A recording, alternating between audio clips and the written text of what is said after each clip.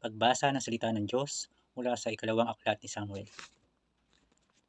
Ngunit ng gabing iyo'y sinabi ni Yahweh kay Nathan, ganito ang sabihin mo kay David, ipagtatayo mo ba ako ng tahanan?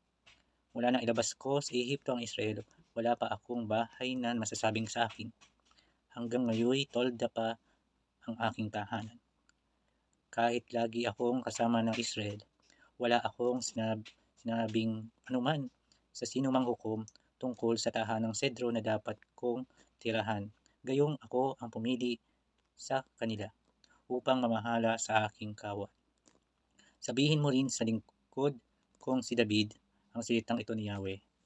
Inalis kita sa pagpapastol ng tupa upang gawin pinuno ng bayang Israel. Kasama mo ako saan mang dako at lahat mong mga kaaway ay aking nililipol.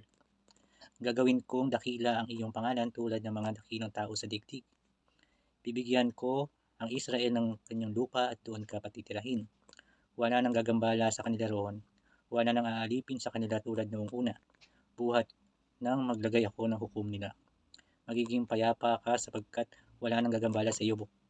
Bukod dito, ako si Yahweh ay nagsasabi sa iyo, patatatagin ko ang iyong sambahayan. Pagkamatay mo, isa sa iyong mga anak ang ipapalit ko sa iyo. Patatatagin ko ang kanyang kaharian. Siya ang magtatayo ng templo para sa akin, at sa kanyang angkan magmumula ang mag-ahari sa aking bayan, magpakailanman. Kikilalanin ko siyang anak at ako na may magiging ama niya. Parurusahan ko siya tulad ng pagpaparusa ng ama sa pagkakasala ng anak. Ngunit ang paglingap ko sa kanya ay hindi mababago di tulad ng kay Saul.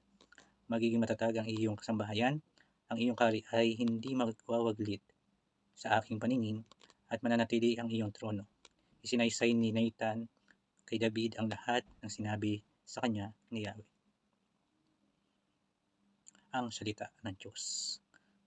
Salamat sa Diyos. Isang mapagpalang araw po sa ating lahat mga kapunla, mga kapatid kay Kristo na ating Panginoon. Ang ating naringgan sa pagbasa ngayong araw na ito ay isinugo ng Diyos na si Yahweh kay Haring David, si Propeta Nathan. At ito ay nagdala ng mensahe na mula kay Yahweh patungo kay Haring David na nagbibigay ng kasiguraduhan kay David na hindi pababayaan ni Yahweh ang angkan ng Israel, ang angkan na kanyang pinili. Ngunit may bilin din ang Diyos kay Nathan, at ito ay gawan siya ng tahanan. Tahanan na masasabi natin noong panahon na yon ay isang malaking templo. Yun nga yung tinatawag na templo.